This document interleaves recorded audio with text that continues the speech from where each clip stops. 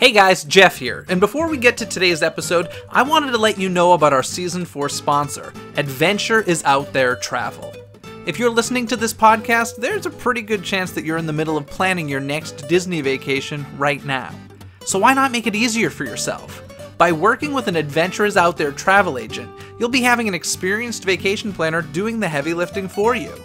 Adventure is Out There Travel specializes in making sure your entire group gets to experience the type of activities they want in order to make your trip even more magical. Whether heading to a Walt Disney World vacation in Orlando, flying west to Disneyland, or floating on the high seas in a Disney cruise, Adventure is Out There Travel can help you plan the vacation of a lifetime. Visit adventureisoutthere.travel.com for your free, no-obligation quote today. Now on with the show. Is your magic meter running low? Well, we've got a cure for you. Welcome to Disney Coast to Coast.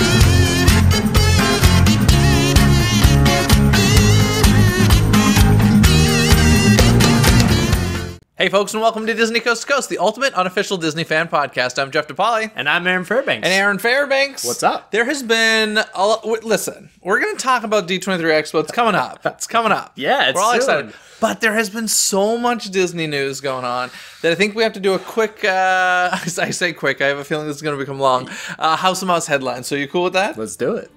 Hear the latest news from the Walt Disney Company in today's House of Mouse headlines. Now, Jeff, I am constantly surprised. D23 is coming up, and it seems like they always drop a lot of news then, but we have been inundated with news pre-D23 Expo. Yeah, we have, and there's been several really big ones, which is why I want to hit them today. Normally, I'd just save them for a future episode, but I want to talk about, first of all, Disneyland Paris, and the fact that now Disney officially owns 100% of Disneyland Paris. I'm happy about this. Yeah, it's interesting. Now, a lot of people probably don't even know this. A lot of listeners are probably like, well, what do you mean Disney doesn't own Disneyland Paris? Well, they don't. The breakdown, well, they didn't, I should say. They do now. They previously owned 76.7% of it, but on June 19th, they bought all the shares of the company now. That's a very specific percentage. 76.7%. Now it's 100%. Much easier. Yeah. Interestingly enough, just in case folks don't know, the Tokyo Disney Resort, they own none of it. 100% of it is owned by the Oriental Land Company. They simply license the characters and such from the Walt Disney Company.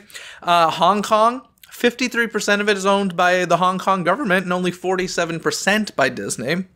Shanghai, 57% by the Chinese government, 43% by Disney, so once again, not a majority. And Disneyland and Walt Disney World are 100% the Walt Disney Company, so that's how it breaks down. But yeah, I think it's a good thing. I think I'm actually a little surprised that Disney allows this to happen at all, like them not have full I mean, let's face it, they're a pretty controlling company. Well, especially with China, I wonder how much of it is the Chinese government being like, oh, if you want to, we want you in our country, but we also need a certain amount of control.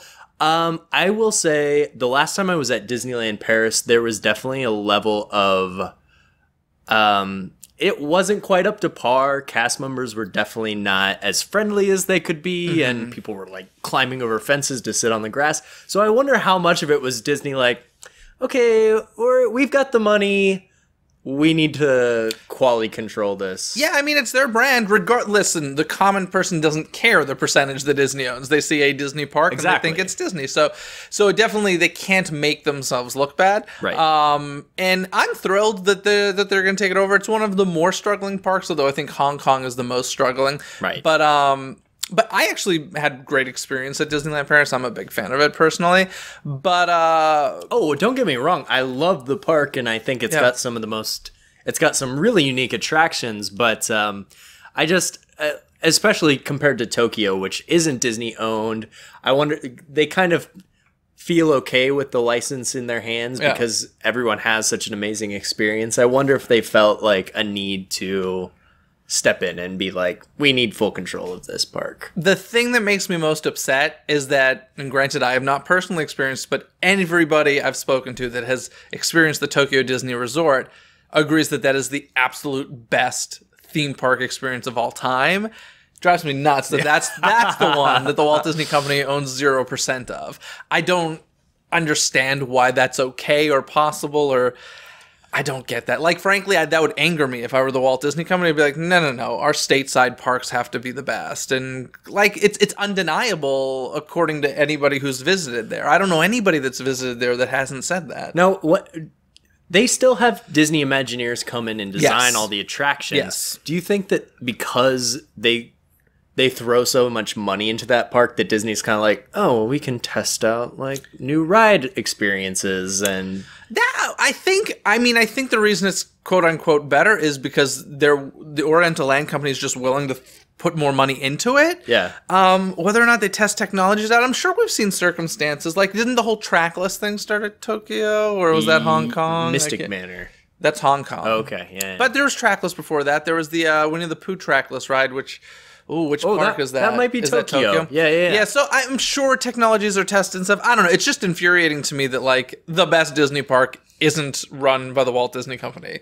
That's pretty upsetting. But anyway, moving on from there, speaking of Disneyland Paris, we did get an announcement that beginning on July 24th, when Pirates of the Caribbean at Disneyland Paris reopens, there's going to be some updates in there. We're going to start seeing some more characters from the films, like Barbossa will be an animatronic. Yep. We're getting music from the films. We're getting new animatronics, new costumes, new special effects. In fact, the Blue Lagoon restaurant there is getting renamed. It's now going to be Captain Jack's. Oh. Yeah. Interesting. Now the waiters are going to be pirates, and Captain Jack won the restaurant in a wager. Oh.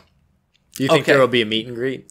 I don't know, but He'll wander around drunkenly, like, harassing guests. perhaps. But I will say, if they even think of changing the name of the Blue Bayou restaurant I at don't think Disneyland, so. I will not be happy about that. But yeah, so it's the official definition is it's a familiar characters playing a new role. Oh no, I'm sorry, I'm jumping ahead here. But yeah, the Captain Jack's thing, it took me a little bit by surprise. But changes coming to Pirates of the Caribbean. Changes. Of course, that's not the most controversial of the changes. Jeff, I'm excited to hear My thoughts on this? your thoughts on this. Okay, well. Yeah. So if you haven't heard already, I'm sure you have probably if you're a huge Disney fan, but the famous Buy a Bride scene in Pirates of the Caribbean is changing. It's starting at Disneyland Paris at the date in July that I just mentioned. What was it, July 24th? But then in 2018, we're going to see the same or similar changes coming to Pirates of the Caribbean in both Disneyland and Walt Disney World. Okay. Well, let me just read. First of all, oh God, I can go all over the place with this. Yeah. I'm actually really, really torn on this. Okay. And two different. Where do you stand on this? I would say I'm also torn. I have some. I've got some thoughts. Okay. I've got some thoughts. Well, let me just read. First of all, I think this was clearly they knew that this was going to raise some angry fans. yeah. Because of the way that they've handled it. Number one, they kind of snuck it into a whole little press release about the updates coming to Disneyland Paris, and they're like, oh, and by the way, this is coming to the States as well. Mm-hmm. So they swept that under the rug. But then they bring in a retired Imagineer, one that, means a lot to Disney fans. His name's Marty Sklar. If you're a big Disney fan, I'm sure you've heard of him. He ran Imagineering for many, many years until he retired about 8 years ago, I believe. And so I just think it's funny that they bring in, they do this a lot, where they're like, oh, we're going to do something you're not going to like, but let us bring in somebody you like to, like, lessen the blow. So from Marty Sklar's mouth, we hear, Pirates of the Caribbean has always represented great Disney park storytelling. It has set the standard for the theme park industry for half a century, but it's a story you can continue to add fun to with great characters in new performances. That's what the Imagineers have done with this new auction scene. It's like a theater show with a new act. To me, the Imagineers are simply reflecting what Walt started the day Disneyland opened, making changes to create exciting experiences for our guests. I can't think of a single attraction that has not been enhanced and improved, some over and over again. Change is a tradition at Disneyland that today's Imagineers practice. They learned it from their mentors, many of them Walt's original team of storytellers and designers, the Disney Legends. End quote. Okay. It's such a BS meter going off right now. Yeah. I can't stand it. My biggest pet peeve is it's what Walt would have wanted. I was like, It's such... oh my gosh. Of course, and especially for an attraction that has been there since Walt Well, Walt actually never saw it finished. Oh, he didn't see it, but he was very He worked on it, but it opened in 67 after his Oh. death. Here's the thing. I am not one of those people that are like, you cannot touch it. You can't ever change anything. If you're going to change something, there needs to be a good reason for it. And the reason can't be because it offends people.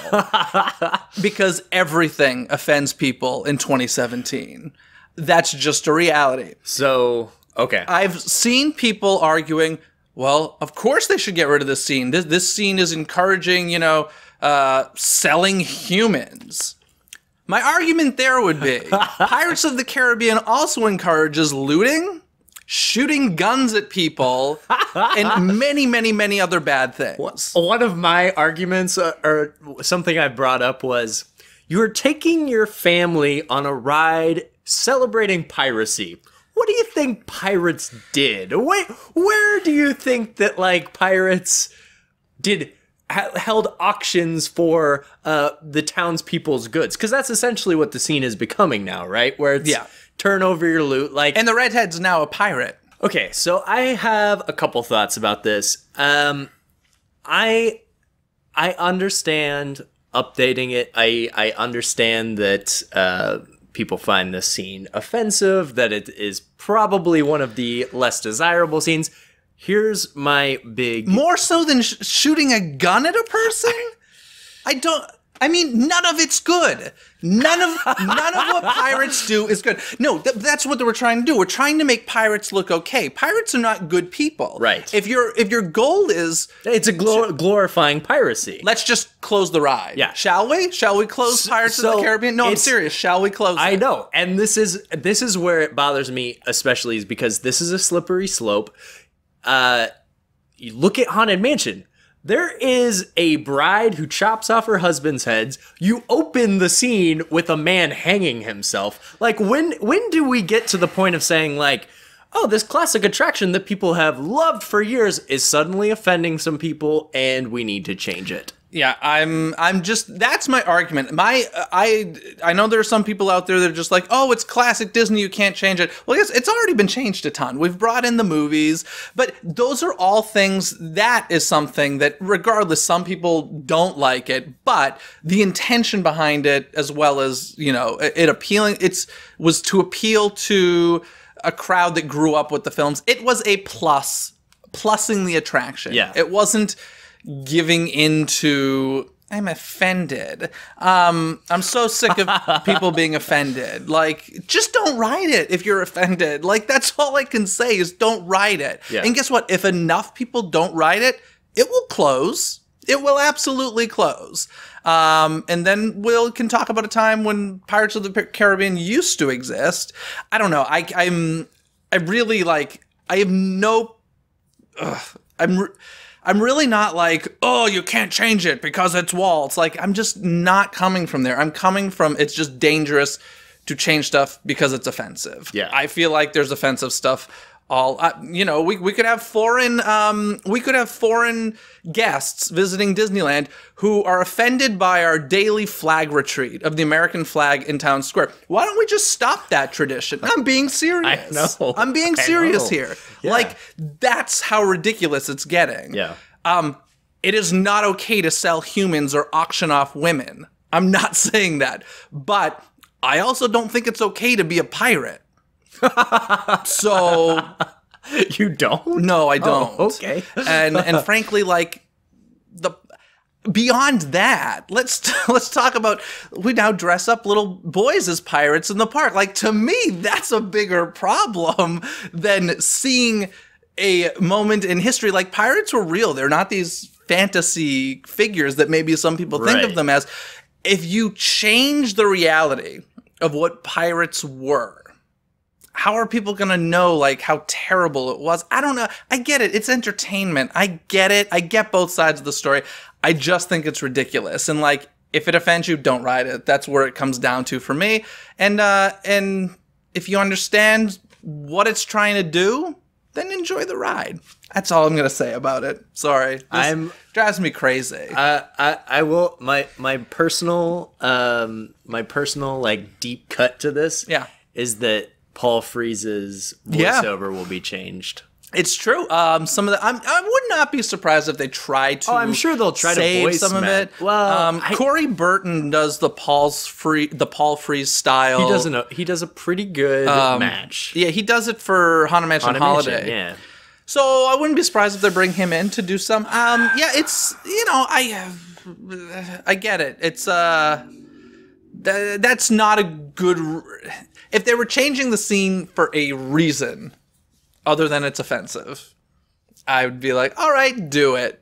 It's just the reasoning behind it. And listen, Disney knows this. That's why they're sweeping this under the rug with the whole hiding the Well, you see, release. They did, and nowhere in there are they saying like, "Oh, this is an offensive scene," no, so we decided to change it. It's more like we're like you said, we're plussing the attraction. I don't know. This may be the most controversial episode ever of Disney Coast to Coast. I'm sure people are listening to this yelling at me right now, and that's fine. Once again, if you feel that way, don't ride the ride. Like, it's not that difficult. You can not ride Pirates of the Caribbean, and it's all right. You'll still have fun at Disneyland. But to want to change history and just basically put blinders onto a reality, I don't think that's healthy. Anyway, let's move on from there, unless there's anything else you want to add. No, that's all right. Okay, whew. Well, speaking of Pirates of the Caribbean, if you don't know, there is a new photo op in Pirates of the Caribbean at the Magic Kingdom right before the drop, which I think is an interesting place to put a photo opportunity. There is a big flash of lightning, and that's actually so they can take your photo and you have more photo ride opportunities. What does it show? Just like it shows you sitting in a boat, looking. They put the skull and crossbones. What is it? Dead men tell no tales. Like that guy's back up there, so you're kind of focused on him right before the drop. I personally think it should be mid-drop, but I'm sure there's a reason they couldn't do it. I went on a Disney ride recently. I forget what it was, but it was like. There's nothing thrilling about the drop or anything. I was like, wow, why did they take my picture on that? Buzz Lightyear's always the one that I'm like, oh, I look like an idiot. Like, seriously, I usually just look like bored. Like, what's going on? It's weird. But yeah. Anyway, what other types of news is going on? Oh, well, stuff that interests you. And actually, we have to talk about this because Patrick and I discussed this on a previous episode. We were very excited about this. The Star Wars fashion show, the official name Star Wars, The Galaxy Far, Far Away, yes. at Disney's Hollywood Studios, was getting a mobile stage so that they could remove it after day performances and have better viewing for nighttime spectaculars. How's that going? It's not going well. They've tested this, and apparently the mobile stage isn't as mobile as they wanted, or they couldn't get it to work for some reason. So the permanent stage is coming back. Actually, I think it's back now. Yeah, it's back. And I can't even imagine where they would have stored a giant stage. It's not that big. Yeah. It's not that big. It folds up. They could have easily put that backstage. I know how you feel. If they can handle parade floats, they can handle that. Yeah, I think this is stupid. Well, you don't like the stage anyway. I don't like the stage, but here's my I'm kind of a little confused by this, because for the period of time that the stage was just completely gone, there was a period of time that they're like, okay, there will be no normal show because we're getting ready for this mobile stage. Oh, that's right. So what they did was they had the characters come out for photo ops instead of the fashion show. Which is great. Which is better. I'd prefer that. Yeah, I feel like that's a better choice than the fashion show. Swap out some of the characters every day, like.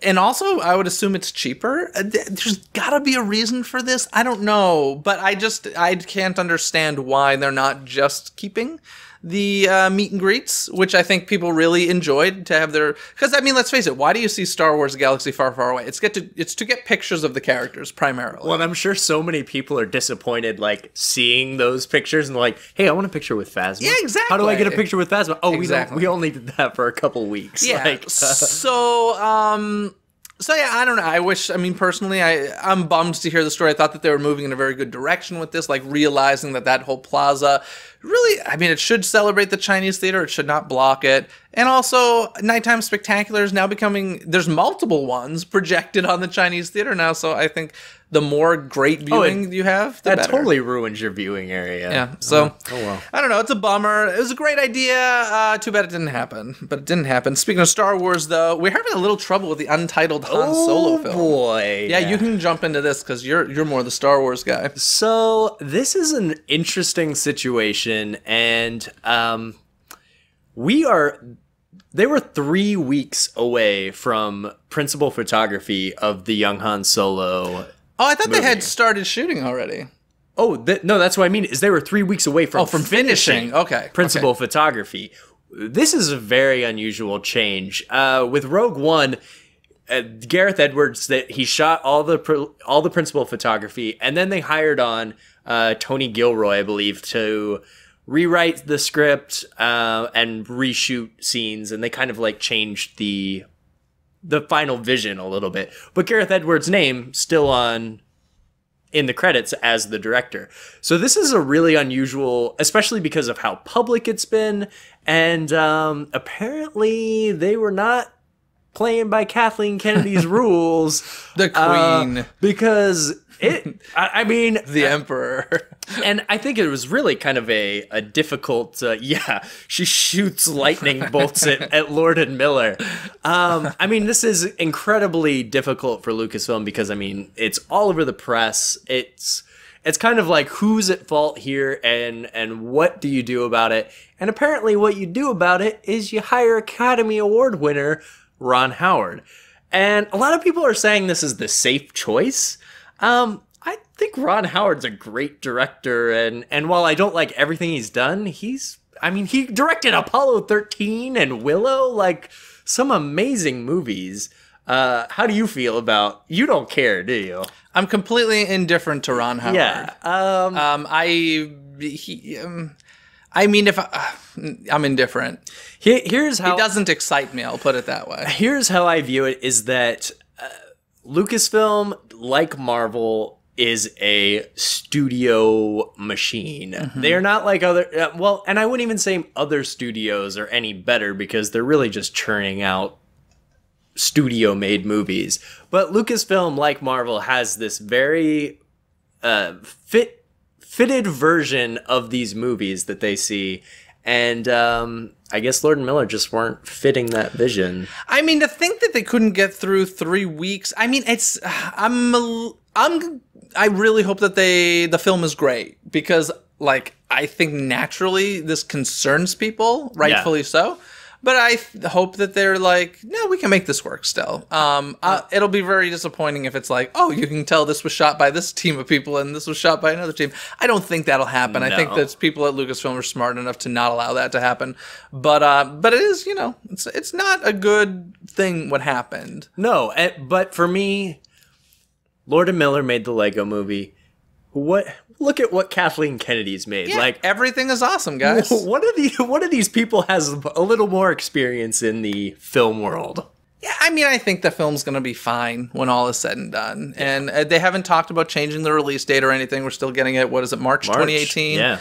So I think we'll be good. Yeah. And it's an interesting choice because I don't think Ron Howard would have ever gotten to direct a Star Wars film if this hadn't happened. So maybe his dream's coming true. Who knows? I think it is. He's tweeted a few things that are like, this is great. He might have even said, like, this is a dream of mine. Do you think they called George? No. I don't think they bother George at the ranch anymore. I think they leave him be. And that would have been really interesting, though. I wonder if he would have said yes. Now I'm very curious. I wonder if he was approached about it. Anyway, guys, that's going to do it for the House of Mouse headlines this week. We're going to jump into a Disney dialogue now. So you ready? Yeah, let's do it. Get ready to dig deep in today's Disney dialogue. Okay, Aaron, are you 23? No. You're not? Do you remember that, though? No. You don't remember? That was the whole tease for D23. Was it really? Yes. Oh. So D23, if you don't know, is the official Disney fan club. It began on March 10th, 2009. Am I getting that right? Yes, I am. March 10th, 2009 was the first official day of D23. And for weeks leading up to March 10th, 2009, there were black posters with white print on it that simply said, "Are you 23?" ? And I'm sure a lot of people. And then at the bottom it said D23, and nobody knew what this meant. And you used to have to go to Disney.com/ was it? I think it was RU23 was the thing, and it was this big secret. Nobody knew what it was, and it was the announcement of D23, the official Disney fan club. I was a joined on day one. So on March 10th, 2009, I became a member. Why don't you just rub it in? A day one charter member of D23. Sorry. I really hope that pays off one of these days. The one perk is that you get a special lounge at the expo. No, I actually got I have a pin that they sent, a gold pin of Jiminy Cricket. It says day one charter member. So they did send that. That's kind of nice. Yeah. I'm sure there aren't many of those. Right? Can't imagine. So yeah, this was kind of exciting because it's kind of crazy to think that up until this point there was no official Disney fan club. I guess the closest thing maybe was the Mickey Mouse Club, but like you couldn't really there were. I don't know if it was active at that point, was it? No, not at that point. But I'm saying like in history. In history, of Disney. yeah, yes, yeah. But I mean, this is the first official Disney fan club. I'm sure this is one of those things that like the studio kind of saw. Look at how many unofficial Disney fan clubs there are. Why are we not benefiting from this financially? Yeah. And so they created D23, and this was announced during a company's annual meeting by Bob Iger. And along with this whole official Disney fan club, it was announced that their big event every 2 years would be the D23 Expo, which is coming up in just a couple of weeks, less than a couple of weeks. Are you excited? I'm pretty excited. I'm very excited. I have been to every day of every expo in the U.S. I've never missed a day. In fact, the first year I went alone because like nobody I knew were members. Nobody knew what it was. It was 4 days that first year. Oh, wow. Oh, it was great. It was heavenly. How have you been to Destination D? I have not done Destination Day. We'll get to that. Before we get to the expo, though, I do want to mention, so throughout the year, D23 throws a bunch of different kinds of special events. Some, most of them based in Orlando or Southern California, but they do hit other parts of the country as well, and even the world. Have you ever experienced any of these? Yes. Ooh, which ones have you done? I went to a screening of The Little Mermaid.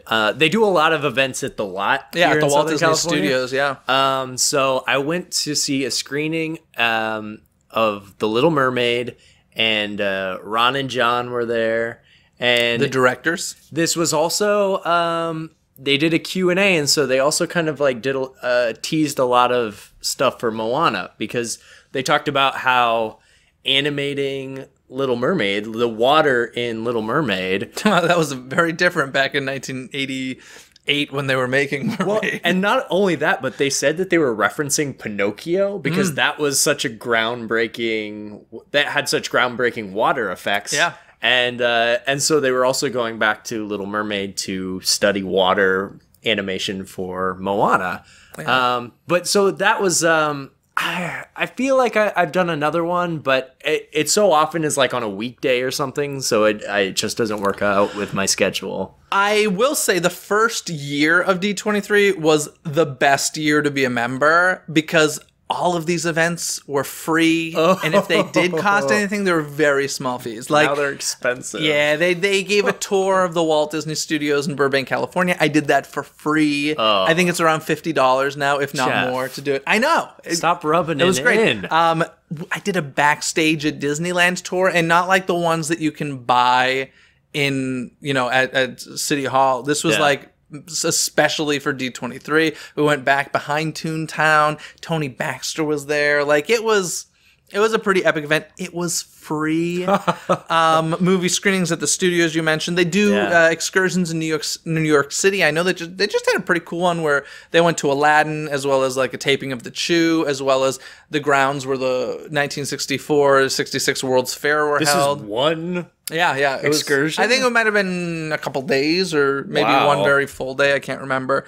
But they did that in New York City. And as you mentioned, they have this thing called Destination D, which is basically a smaller event on the years when the expo is not taking place. That's right. I've not done this because basically admission is more expensive than the expo. It's usually a little bit more intimate. Well, it's more intimate and it's themed differently. While the expo is very broad and covers everything, Destination D, like this last Destination D was all like kind of Adventureland themed, and sometimes they'll make like small announcements, but it's mostly like panels discussing Imagineering and stuff. And then the Destination D before that was like Disney Afternoon. So it was all about the Disney Afternoon and DuckTales and Darkwing Duck. So it's a lot more focused than the expo is. Yeah, so that's a great event for like Disney historian people. I would like to do it. I just never have done because it's pretty costly. Well, and you have to travel for that it. one's usually in Florida, if not always. I think it's always in Orlando. Yeah. So we're lucky enough here in Southern California to get the D23 Expo. Yeah. I think it's going to stay that way because of the fact that it's easier to get celebrities to It's across the street from Disneyland. Well, I mean, you could say the same thing about Walt Disney World, but they have convention halls and stuff. On property? Yeah, I mean, doesn't some of them? Oh, you're right. The Contemporary does. Yeah. I doubt it's as big as the Anaheim Convention Center, but in any case, I think the Expo's probably going to stay here. I think that's safe to say. But yeah, so Destination D is the years in between. As I said, I would like to do it one of these years. Yeah. But the big granddaddy of D23 is the D23 Expo. Now, this is a place that I basically, whenever people ask, well, what is it? I'm always like, it's Comic-Con for Disney nerds. Yes. Like, that's how I would describe it. Everybody knows what Comic-Con is. And this one's just that, but all Disney. Yeah. And now Disney represents so much. You'll see stuff from the Walt Disney Studios, Disney Channel, Disney on Broadway, Disney Interactive, which kind of doesn't exist anymore. It doesn't exist. At all. No. Okay, so not them. Lucasfilm, Marvel, The Muppets, Disney Archives, Disney Parks and Resorts, Disney Music, Disney Publishing, Radio Disney. The list goes on and on. Anything you can think of that I missed there? You didn't say Pixar. Pixar. You didn't say Disney Animation Studios. I didn't say it? Oh, maybe you did. I don't know. I thought Studios. Studios, I said. Well, in any case, all of that. So, all of it. And it's all at the Expo. It's all at the Expo. It is a super fun... It's like going away to summer camp. It really is. Like Patrick once mentioned this to me because he does so many conventions more than me for sure. But he calls it convention depression when it ends, and it's kind of like I'm like, oh, I know what that means because at the end of the Expo, like your friends are flying in from all over the country. I have a lot of Disney friends who come from Florida or wherever in the middle of the country. Yeah. And it's just a great weekend spending time with your Disney nerd friends. I do want to go through some of the past expos. We're not going to talk about this year's expo too much. I'll actually do that in next week's episode. But let's take a look at the past, shall we? Yeah, and maybe what we maybe this will give some hints on what we can expect for this upcoming one. But the first one took place September 10th through 13th of 2009. Now, some of the big announcements that came out of this expo was, number one, the new Fantasyland expansion. Oh. That came to the Magic Kingdom. Interesting. I remember that very vividly. It was really one piece of concept art is what they showed, but it was kind of surprising, like really shocking. I don't think anybody was expecting that. And it was a very exciting moment to hear about the new Fantasyland expansion. A Star Tours rehauling. Now, if I'm remembering this correctly, I think it was this expo where they announced Star Tours is closing, and the entire audience was like, "What?" And like that's how they presented it, and then they eventually were like, so that we can bring it back as Star Tours, the adventures continue. That's and awesome. I think if I'm remembering correctly, like Darth Vader and the Stormtroopers came out and everything, and it was pretty epic. It was kind of awesome. That's awesome.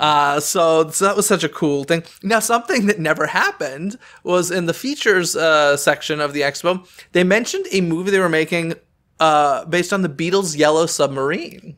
What? Yeah. Never. What? Apparently this never happened. Was this an animated film or live action? I want to say it was animated, but I don't know 100%. Whoa. That just blew my mind, Jeff. Yeah, I remember, I'm blanking on the guy's name who used to run the features department. Actually, I think it might have been live action. I want that to happen still. Well, it's not going to. It could. No, it's not. Someday. Never. Sitting on the shelf. Maybe it'll come back. But yeah, no, that was announced. And then something that was very surprising and very exciting was a new Muppet movie was announced. That was The Muppets. That was The Muppets, the 2011 Jason Segel movie that they announced at the D23 Expo. Brief aside. Mm-hmm. Do you like that movie? I enjoy it. Yeah. I think it's fine. Okay. When we talk about Muppet movies, I mean, I think my favorite would probably be Muppet Christmas Carol, honestly. Really? Yeah, I love that. And then I love the original Muppet movie. Yeah. That's good stuff. It's such a good movie. The Muppets is okay. I think it was like such a joy to see them on screen again, but Oh, well, they came out on stage, and I think that was the first time I ever saw the Muppets on stage. And whoa. Now I feel like I might be mixing the Expos to get. No, that was a different one that I'll get to that, I think. All right. But yeah, no, the Muppets did come on stage a little bit in that one. It's great. It was just very exciting. Like, this is the first expo. We really weren't sure what to expect. I will say, I'll remember, I had really great seats at this expo. I've heard that from other people as well. What do you mean? Just that it was very easy to get good seats. Oh, it was definitely to the easier panels, than it is now. I had great seats, and I remember first panel of the day was the Legend Ceremony, which we'll discuss in a bit, the Legend Ceremony. But I just remember there was a woman sitting probably like 3 seats to my left, and her pocketbook started smoking. Oh my god! Yes, like a large amount of smoke started coming out of her purse, and so What was it? I don't know, but this was not a very good way to start the expo. And like people are, of course, like these days, or even back then in 2009, people's heads go to some bad, attack. Yeah. So I remember her throwing her purse to the ground, and the carpet caught on fire. Are you kidding? I'm not kidding. What panel was this? I think it was Legends. Oh my god! And so, like, people started, like, security started going around her, but she, like, had no idea what it was. Apparently, it was, like, some camera battery or something that self-ignited. Interesting. But there was a piece of carpet on fire, and I remember, like, during the ceremony, somebody who worked there came out and cut that piece of carpet out and put, like, another piece in. Hey, I guess that was an interesting way to start the expo. Oh my gosh. And I was right there to witness it. Wow. But, it was a very exciting experience. I do remember there's a whole panel on just the Muppets, which, God, I wish we did stuff like that still. And you could actually photo ops with Fozzie and Gonzo and Kermit. Yeah. Last expo, there was a whole panel on the Muppets. There was? Yeah. Well, it was for the show. Oh, okay. It was for the show, but it had all the puppeteers. Oh, really? And they brought out the puppets and. Yeah, that's cool. Yeah. That was the first year. Any of that you remember? Where were you at this point? 2009. I did not go. Were you in SoCal? No, I was not. Where were you? No, I was in North Carolina. North Carolina. Yeah, North Carolina. Were you following it at all? Well, I knew about D23, the club. Mm-hmm. And I mean, at this point, I was still in school, and so it was very much like, well, And there was no Twitter, was there? 2009. I was not invested in social media at that time. Yeah, it was a different world. Yeah, it was very different. And I knew I wanted to be a member, and it just was like, it was financial things, and like I didn't have any plans to come to SoCal, so yeah, I was like, maybe one day I'll do that. Yeah. And now I did, and now I live in SoCal. Dreams come true. They do. Well, the second expo happened August 19th through 21st, 2011. They seem to keep getting earlier and earlier and earlier in the year. Yeah. August 19th through 21st, 2011. So this is the year it became 3 days. I guess they must have just learned that they didn't need 4 days to do what they wanted to do, but man. And I remember, oh my goodness, you know what I paid for like 4 days? What, like $50? I think it was like $92 for 4 days. I hate you. Yeah, don't hate me. I'm just kidding. But yeah, so at the second one, some of the big announcements, Pixar's 25th anniversary. I remember we all got Pixar cupcakes when we left the convention hall. That's a souvenir you should have kept. No, I ate it. Cars Land panel. Oh, so they were in a. Was that announced or? Everybody knew about it already, but there was a panel discussing the making of the Cars Land, and that was really cool. I remember going to that. There was the Buena Vista Street panel, all about because this was all like right before or in the middle of DCA's big refurb. Awesome. So it was an introduction of Buena Vista Street over at Disney California Adventure, and I believe, if I'm remembering correctly, this is where they revealed the storyteller statue. We had heard there was going to be a Walt and Mickey statue, but I believe this is where they revealed the maquette of that and the story behind it. Suitcase. Suitcase and a dream. They did have a Star Tours panel, so at the previous expo, they announced Star Tours The Adventures Continue, and at this one, they did a whole panel all about it. Cool. So it was pretty cool. Ariel's Undersea Adventure panel. Wow. It's interesting. Well, because this would have all been like DCA refurbs and interesting. And a Voices of the Parks panel, which I think they've done every year since. I may be mistaken about that, but I really enjoyed this as a voiceover guy. I think it's fun to go and see the people who do the voices. Yeah, I really want to try to go to that this year. Yeah, if they're are they doing it? Yeah, I gotta look at the schedule. I heard it. I could be wrong, but I heard it might be like women voiceover artists of the Disney parks. Cool. But on the schedule, it's just listed as Voices of the Parks. Nice. Anything you want to add about that one, the second one? I did not go to that one either. You did not go? No. August 9th through 11th, 2013 was the third expo. Yeah. And we got some Saving Mr. Banks. Yeah. Which was a big deal. Actually, I remember crying at this because Dick Sherman came out and that's right, talked all about it. This was my first expo. This was a beautiful moment. And didn't they did Let's Go Fly a Kite and they came out on stage and they came through the aisles with kites. It was awesome. Yeah, it was all the feels. I have a special moment that I remember, and you may not like this because of who was involved. Is this Merida? No. Okay. At the animation panel, this is before Frozen had hit the scene, and very little had been revealed at this point. And they did at the end of the animation panel, they did this huge presentation of like, this is what's coming. Oh, Adina? Oh my gosh! All right. I know you don't like this, but I will say this. You thought that was a good live performance? Yes. All right. And I will say it is the only time I have seen her get through that song. I think it's funny that you think she got through it. I mean, she survived it. Yeah, moving on. Frozen was a big part of that expo for sure. Well, just move on, Jeff. I do remember John Lasseter saying, this is the next big song. This is our next part of your world, I think is what he said. And then she came out and sang it, and it was like, well, history shows he was right. Like, that song... You just don't like Adina. I'm not a fan of her voice. No, but a lot of people love it. You're biased. How am I biased? How am I biased? I don't know. I think it's a great song. I would just rather hear some other people sing it personally. Another big thing, The Good Dinosaur.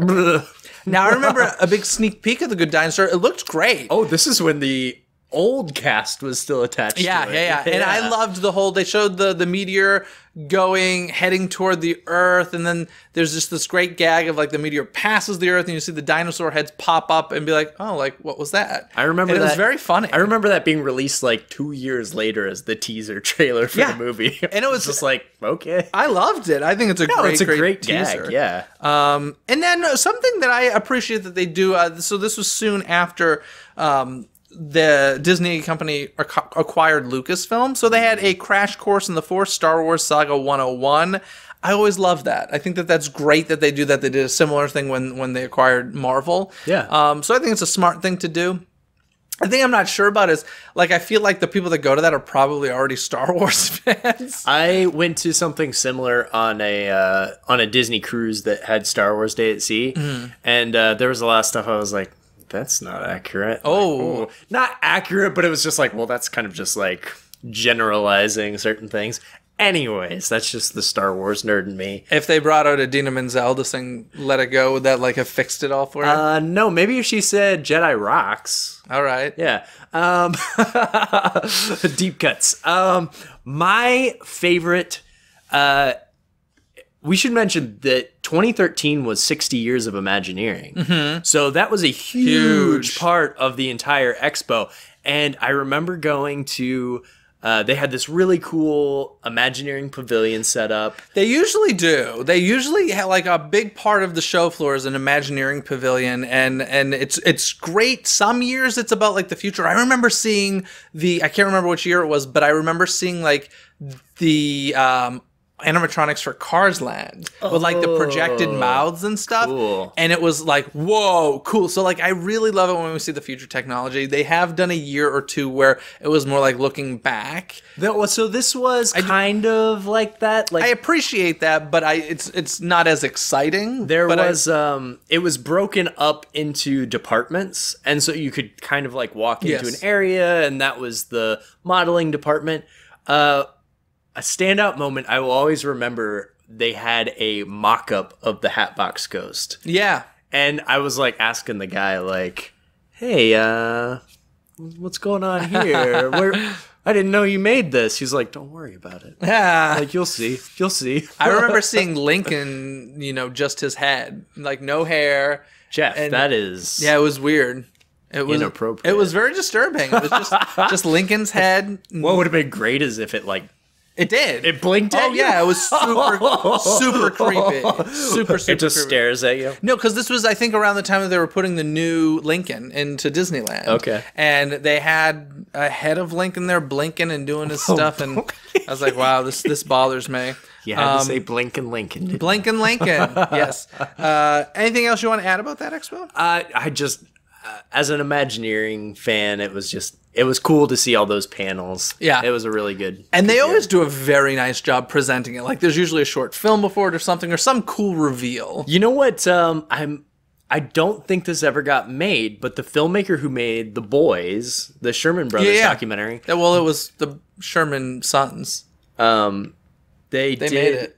No, not that. Oh. The filmmaker who made that, they revealed like a teaser that they were working on a movie about Imagineering and the history of Imagineering. So that, because I love that. Oh, I do remember that. Yeah. And it's kind of one of those things that's always in the back of my head. Is like, I wonder what happened to that movie. Yeah. Like, It's went the same way as the Beatles' Yellow Submarine.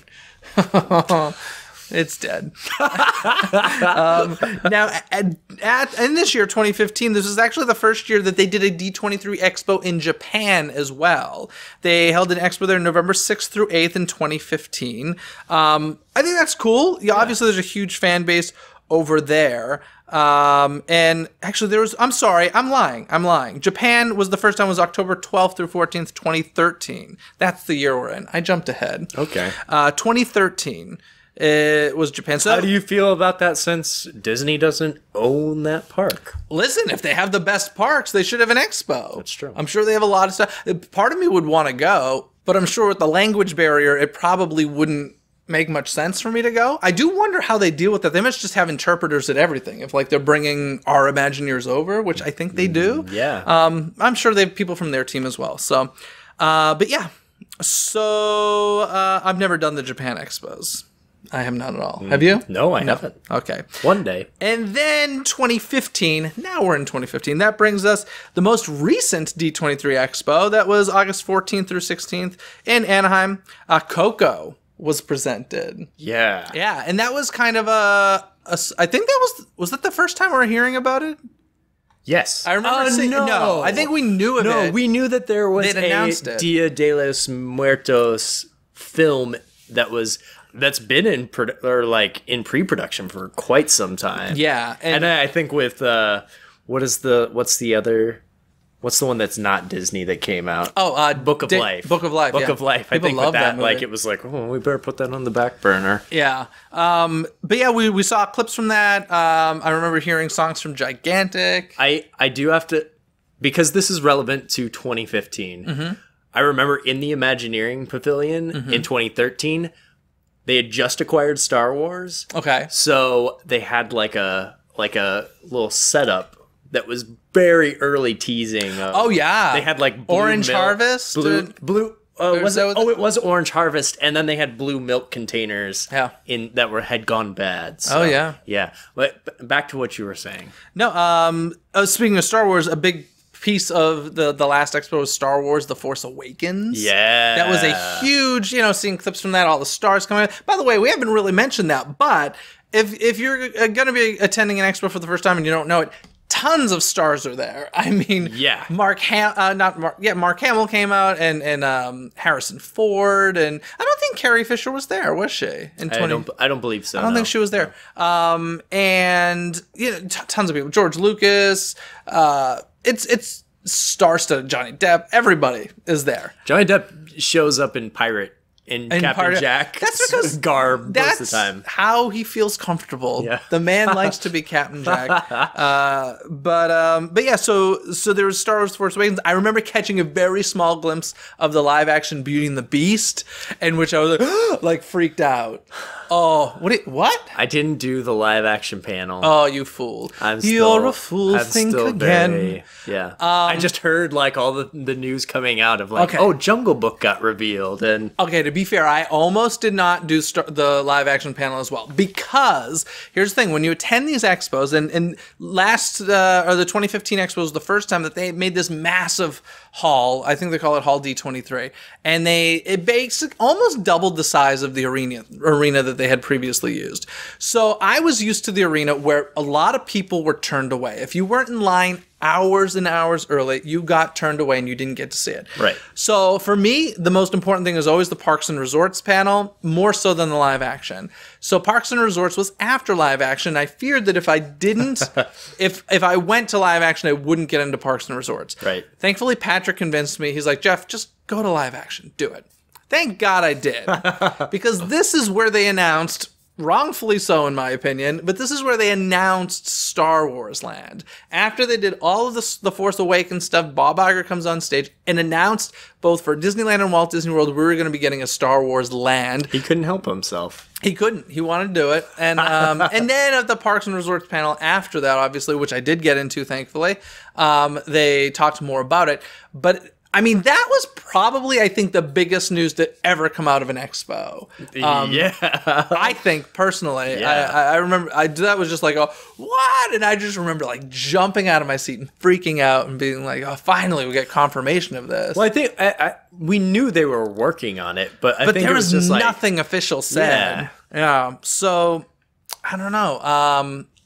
It was exciting. It was a good year. Yeah, it was a great year. And let's see what else went on. Japan did have their expo that year as well, November 6th through 8th of 2015. And of course, now we come to this year, where the D23 Expo will be taking place at the Anaheim Convention Center, right across the street from Disneyland. Once again, July 14th through 16th, and then Japan's getting theirs in February 10th through 12th of 2018. But yeah, that's a kind of a broad overview of the D23 Expo through the years. I'll ask you this. Do you go to Disneyland during the Expo? Yeah. Yeah? Yeah, well, not during the Expo. Well, no, but like after the Expo. After yeah, it ends pretty early, like at 7 p.m. or something. I will. Yeah, if I have friends in town. It depends on if my friends have tickets who are visiting from out of town or whatever. Yeah. Definitely hang out, so it's fun time. But a big part of the expo that we kind of glossed over here is the Disney Legends ceremony. And I do want to, I want to go through this kind of quickly because there's a lot here. But people don't really know much about Disney Legends, I believe. I mean, they've heard of them before, but they don't really know how did this come about, what started it. Well, Disney Legends actually started as a private ceremony, and it wasn't until the 2009 Expo that it became a public thing. Yeah. 1987, I believe. Yes, 1987 was the first one. Fred McMurray was the first inductee. Yeah, now this was... Who votes for this? It was a selection committee that were formally appointed by Roy E. Disney, Walt's nephew. I don't know who appoints them now. And that will bring... I want to talk about that because... There's a drastic change. I'm interested in, like, who has gotten in and who has still not been inducted. It's weird.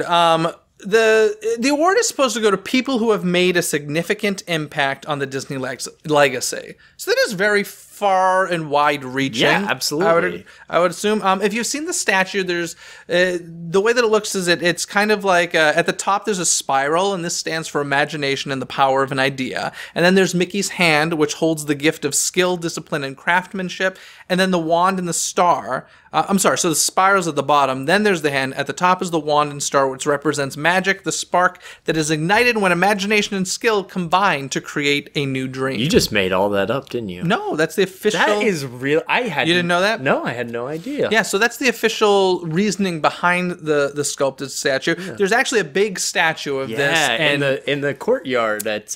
Yeah, but that wasn't the first place. Whoa, really? Disneyland Paris had the first large version of this. Really? Yeah, and then it was added to Legends Plaza, and Legends Plaza wasn't created until 1998, October 16th, 1998. Which is, that's a cool... It's a great area on the Walt Disney Studios lot. It's a really cool area. But yeah, so this is it's a huge honor. And as you mentioned, 1987, Fred McMurray. Yeah. Who, honestly, I had to research. Did you know him by name? What? Yeah, I was... Oh, I mean... well, and you... That was a very Jeff DePaoli. What? You didn't watch a lot of old Disney live action, I didn't. Right? Yeah, no. so I grew up watching a lot of the original live action films. Mm-hmm. So, and he was such a big part of the original Flubber, mm-hmm. the absent-minded professor, and he was big in a lot of the early live action films. And he was personally cast by Walt in The Shaggy Dog. I didn't realize that was his first performance. I feel like back in those days, Walt was very hands-on. He had a very specific. He picked most of those actors who have now become Disney legends, whether they have been inducted or not. Yeah. Now, I highly encourage all of you to go to D23.com, click on the archive section, and check out the legends, because I'm going to read through a bunch of names. You're going to read all these names? No, I'm not going to read all of them. I'm picked ones that I feel like our audience will recognize the name, but I think it's very important to go and read about all of them. In fact, I'm really thinking, after compiling this list, I think I might end up doing a section of the show or a segment of the show where I... talk about each year, because these people really have made huge influences on the company, and they should not be forgotten. But for sake of time, here we go. 1989, we mentioned 1987 was Fred McMurray. They skipped a year, went to 89. Frank Thomas, Ollie Johnston, Mark Davis, Ub Iwerks, Ward Kimball, a lot of... The 9 old men. Well... No, all 9 old men were inducted. Oh, was it all 9? All 9, and then Ub Iwerks, who... Ub Iwerks, basically drew Mickey Mouse. Yeah. 1990, Richard Sherman, Robert Sherman, Roger Broggie, more Imagineers, and of course the Sherman brothers, part of that. 1991, now this one was interesting because I feel like at this point they're inducting some people who had a huge influence on the company, but not the longevity that we might have seen in some of the prior years. Okay. So Claude Coates, he was around for a while. Mary Blair around for a while. Julie Andrews. Mary Poppins, yeah. Yeah. But beyond Mary Poppins... what else at that point had she done for the company? I don't even think Princess Diaries had happened yet. No. So this was kind of a little change in the tides. And then Fess Parker, who, once again, huge name in the company, but like Davy Crockett. Jeff, are you leaving Sterling Holloway off that list? Was he 91? Yeah. He's off the list. Oh my God. But he was... He's off the list? Go ahead. He's Winnie the... He's in so many... Oh my goodness. Sterling Holloway is one of my favorite all-time voice actors. Wow. So Winnie the Pooh, Ka, he is in The Aristocrat. He can do one voice. Cheshire Cat. But he's obviously got such a range with that one unique voice. This is abridged, man. I'm encouraging you all, go to D23.com and check out the full list. Because Sterling Holloway is Winnie the Pooh, and he's my favorite Disney voice actor. And I specifically watched this ceremony, and he was so humble. He was like, "Oh, do they have the ones that were on the lot?" Yeah. That's cool. And he was like, "I don't know why I'm getting honored. Julie Andrews, obviously, but see, to me that I know. For me, longevity is part of it. Yeah. Obviously, the nominating committee does not feel this way. He was the stork in Dumbo, so that's how far back he was doing voices for Disney. Sorry to interrupt. That's okay. 92, we got Annette Funicello and Jimmy Dodd from the Mickey Mouse Club. 93, Card Walker, Buddy Ebsen, Harper Goff, Blaine Gibson. 94, Frank Wells. Yep. 95, Wally Bogue, Angela Lansbury. Another one that, has got the fame recognition thing, but she did what? Bedknobs and Broomsticks and Miss Beauty and the Beast. Like, that's not a ton of work for the company, but nonetheless a Disney legend. What was Murder, She Wrote on? That was like CBS. It wasn't ABC? No, I don't believe so. Right. 1996 was Ex Atencio, who of course wrote the lyrics for Haunted Mansion as well as Pirates of the Caribbean and some of the writing. 97. This one was an interesting year because from what I could tell, it was mostly like quote unquote unknowns. We had Joe Potter, who was an engineering and logistical planning genius who oversaw Walt Disney World. So like these are the years that like most people are like, nobody famous. I don't know who they are. Yeah. But I'm like, no, these are the people who really, really mattered in the Walt Disney Company. Like, these are the people who should be honored. So I really love that. 98, Virginia Davis, who was the original Alice in the Alice comedies that Walt made, those shorts. Haley Mills, Kurt Russell, Dick Van Dyke. 99, we got Yale Gracie, the Imagineer, who did a lot of the effects for the Haunted Mansion. Tim Allen, interesting. I mean, Home Improvement was on. I mean, he actually has. Wait, what year was that? That was 99. So Toy Story had come Toy Story, out. the Santa Claus. Yeah. Yeah. 2000, Dick Jones, who was the voice of Pinocchio as a little boy. 2001, Marty Sklar, of course. Alan Menken, Howard Ashman, epic year. So wait, what year was Marty Sklar? 2001. Was he still working for the company at that time? He left the company, 2005, I believe. So he was still working for them? Yeah. Okay, just checking. Wait a sec, now you put me on the spot here. Let me think for a second. When did Marty Sklar leave the company? It was I think it was the 50th anniversary of Disneyland, I believe. So 2005, yeah. Okay. I think I'm remembering that correctly. 2002, Phil Collins and Tim Rice. 2003, Buddy Hackett and Lillian Disney, which was Walt's wife. 2004, Bob Gurr, Raleigh Crump, epic Imagineers. Yeah. 2005, Steve Martin, who has a huge history with the park. 2006, Joe Ranft, who was a Pixar story animator who sadly died in a car crash. Sir Elton John, Paul Frees, as you mentioned. Yeah. Voice artist from a lot of classic attractions. 2007, Randy Newman, Dave Smith, Floyd Norman. 2008, Wayne Allwine, the voice of Mickey back in the day. Russi Taylor, his wife and the voice of Minnie. Roy E. Disney, Barbara Walters. Then we get to 2009. This is the first time that this was a public event at the D23 Expo. I was there. Bill Farmer, who is Goofy, Robin Williams, all the Golden Girls, B. Arthur, Rue McClanahan, Betty White, Estelle Getty? Am I saying it right? Mm-hmm. Sorry, somebody's going to kill me for that. Sorry, Aaron. 2011, Paige O'Hara, who is, of course, Belle, Linda Larkin, who's the voice of Jasmine, Leah Salonga, who's the singing voice of Jasmine, Jodie Benson, who is Ariel, Anika Noni Rose, who is Tiana, Regis Philbin, because sure, he fits in there, right? ABC. Yeah. And Jim Henson, which was a pretty epic one. 2013, Glenn Keane, John Goodman, Tony Baxter, Billy Crystal, Steve Jobs. 2015, Danny Elfman, Susan Lucci, George Lucas, Andreas Deja, Johnny Depp. Guys, these are epic people within the company. Johnny Depp. Well, I mean, listen. At the time, there were 4 Pirates films. And the Alice movies. I do think he's made a huge influence. Much more so than, Julie Andrews. Princess Diaries, Mary Poppins. Don't get me wrong. I'm not. I get it. I get it. Poppins. Here's the thing. Mary Poppins, y'all. I'm not saying she doesn't deserve it.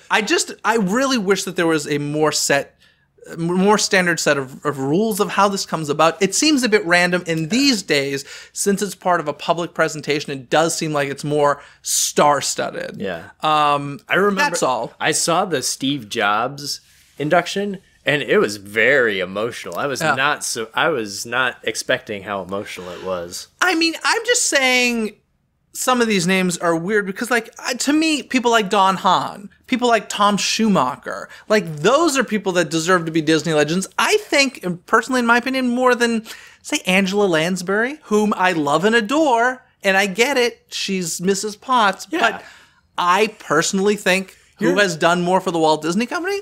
Don Hahn and Tom Schumacher. Your feeling is that if Angela Lansbury's on the list, then Don Hahn and Tom Schumacher should be on the list. Yes. How is John Lasseter not a legend? There we go. How is John... That's why I asked if Marty Sklar was still working with the company. So obviously you can. Oh, yeah. Well, and especially Johnny Depp. I feel like John Lasseter must be in some way exempt, or he doesn't want to be a legend. I mean, Michael Eisner's not a legend. Right. Bob Iger's not a legend. There's a lot. I wish that the rules, because it's too much of a vague statement, the description that they give. You've done a lot for the company. Great. I mean, that's a lot of people. I personally wish it was achievement based, 1, 2, or 3 people inducted a year. Yes, yeah. I feel like it's still an amazing honor. By the way, if you get this, you get a golden pass for life to all of the Disney parks. Oh, do you really? Yeah, you do. I feel like most of these people probably don't. They probably don't need it anyway, pass, but still, I would take a golden pass. I don't know. I just question some of the people in there. I think the people that are more deserving are the ones that aren't famous names. Like, why is Billy Crystal a Disney legend? Yeah, he's Mike Wazowski.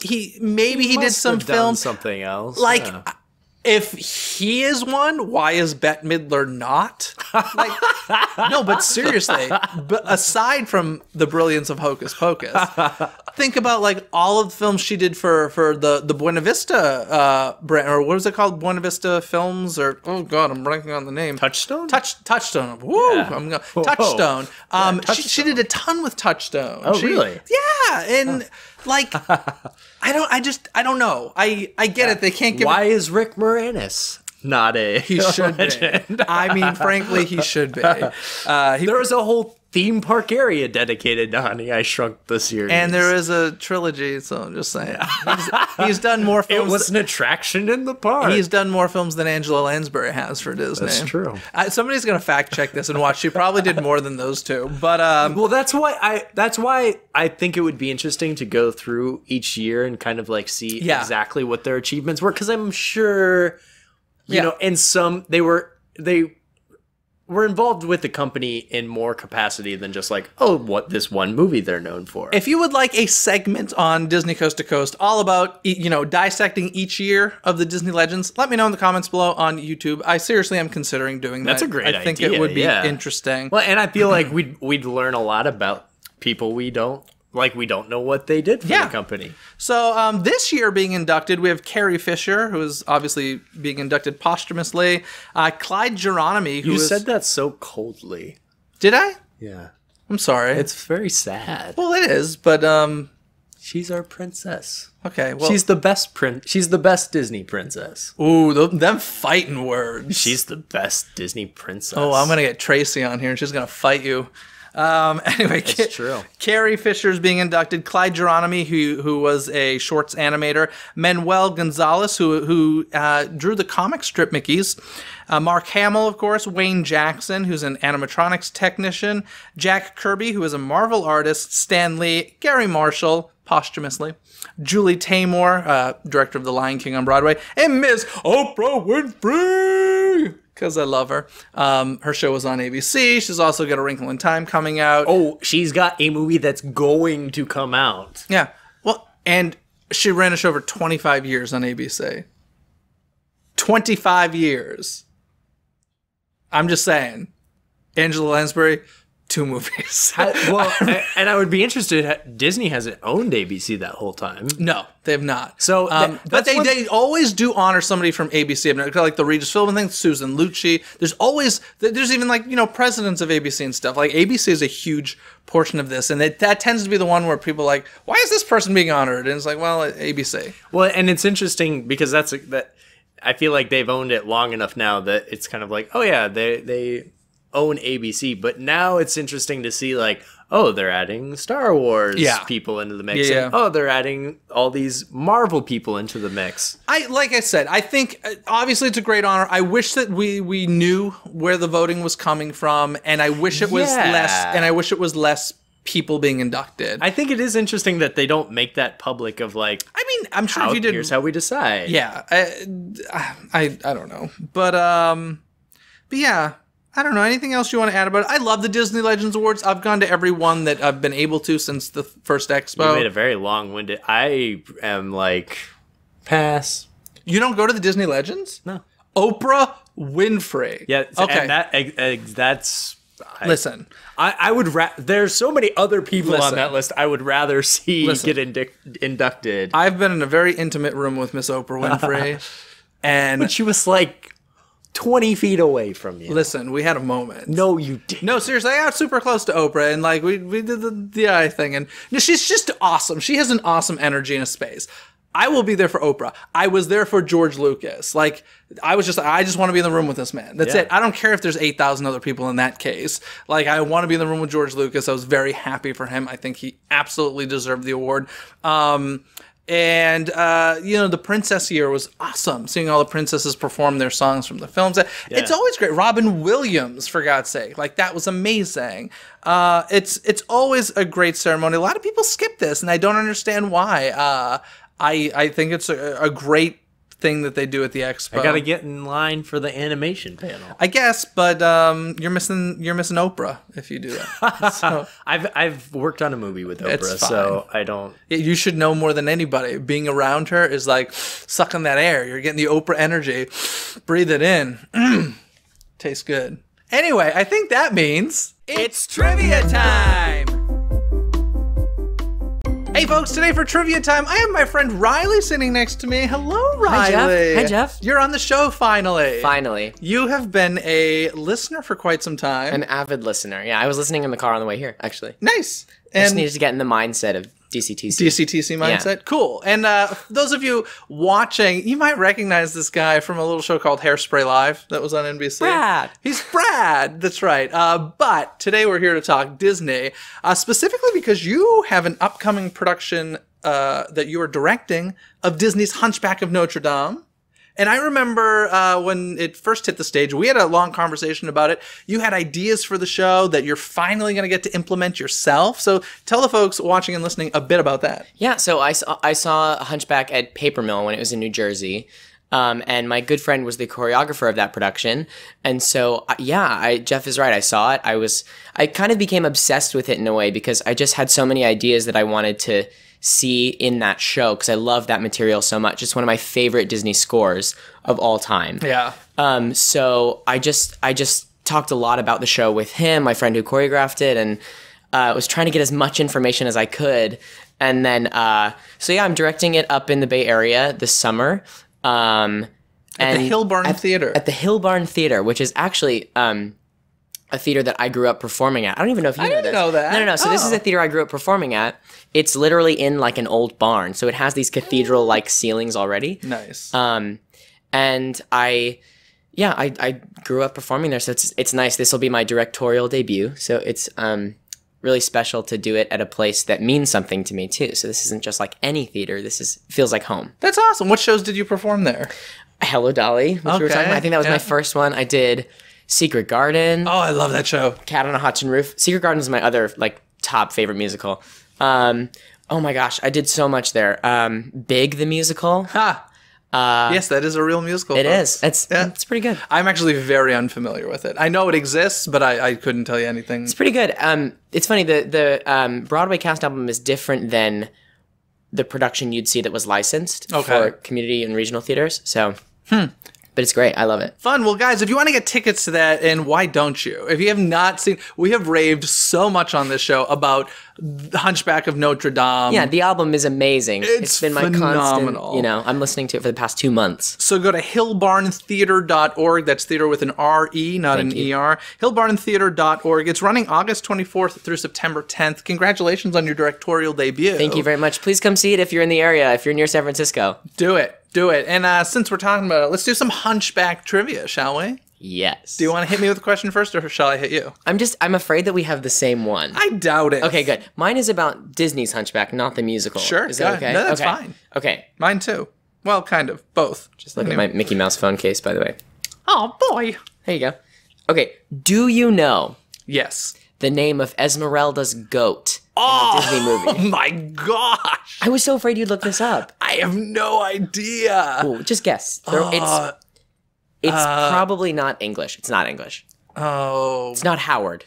Oh, my God. Is it like a human name or more like a pet name? To be honest, You're not sure? I'm not sure. Tobias. No, but great guess, Sweeney Todd. Any hints? This is not even going to be a good hint, but it starts with a D. Dilbert. No. Doug? No. No. I have no. I'm really curious if the people watching and listening have any idea. Because this is not like Abu. Like, Abu is such a classic animal sidekick that, like, you kind of remember it. I don't know, the goat? Oh, I don't remember. I have no idea. I'm not even sure how many times it's said in the movie. I have to go rewatch it. And I don't know that I'm saying this correctly, but it's Jali. D-J-L-I. Jali. All right. I'm going to have to trust you with that one. Because I stumped him. He did. It's not that hard. I think it's so funny when people come on Trivia Time. There's like, oh, I just really want to trick you. I'm like, that's fine. It probably won't be too hard to do. But I also feel like you've talked about Hunchback before. Yes. So you've probably done Hunchback trivia before. By the way, are you going to stick a goat in your musical? I just might. Really? No. Oh, I was going to say. It's not in the musical. No, it's not in the musical at all. Unless I could afford a live goat, which I could not. You don't want to do that. That would be a bad idea. No. So for my Hunchback trivia for you, so Frollo, perhaps the greatest character in the story, has a title in the animated film as well as the musical. The musical is the same as the book, the original novel, but it was changed for the animated film. Do you know what his title is in each of those? Yes. Okay. So in the animated film, he's Judge Claude Frollo. That is correct. Because they didn't want a villain as a religious figure. That's correct. But in the musical and the novel, he's the archdeacon of the cathedral. That is right. Well, he knows his Hunchback. To be fair, I'm like buried in that material right now. I think I'll let you direct it. Yes. It sounds good. Yeah, that is correct. So the archdeacon, and then the cool thing about the stage musical that Disney created is that it's much closer to the book than the Disney animated film. And so it's very dark and very adult. In fact, they did some fun wordage with it, because they don't even call it like Disney theatrical. Don't they call it?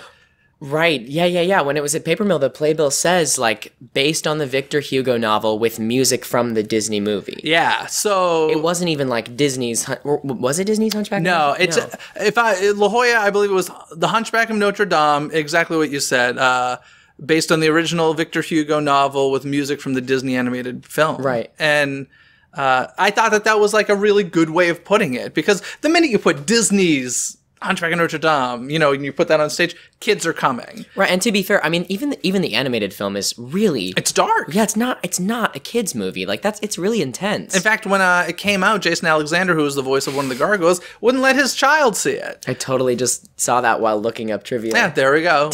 We were on the same websites. Yep. But yeah, it is dark, and I love it for that reason. But I understand why some people don't. Yeah, and the funny thing is all of like the light stuff from the animated film has been cut for the stage musical. Like A Guy Like You doesn't exist. No, the gargoyles don't exist in the same way. No, not the same way. So it's very cool. Anyway, I'm excited for you. Thank you. Go to, what was the website again? It's hillbarntheater.org. hillbarntheater.org to check out Hunchback of Notre Dame. And thanks for coming on Trivia Time, Riley. My pleasure. Okay, folks, hope you enjoyed that Trivia Time. As we've mentioned all episode long, the D23 Expo is just a short while away. And I'm very happy to say that Disney Coast to Coast is teaming up with laughingplace.com at this year's D23 Expo, where we'll be giving away a bunch of prizes from some Disney-inspired shops like Neverland Trading, Spireside Candles, D-Crew Design, Cakeworthy, The Village House, Pop Shop, Who's This and What's It's, and more. Go to DisneyCoastToCoast.com. Click on that D23 Expo tab to check out what you can win and how you can win it. That's going to do it for us this week. Have a fantastic week. Bye! Thanks for watching Disney Coast to Coast. Have a magical day.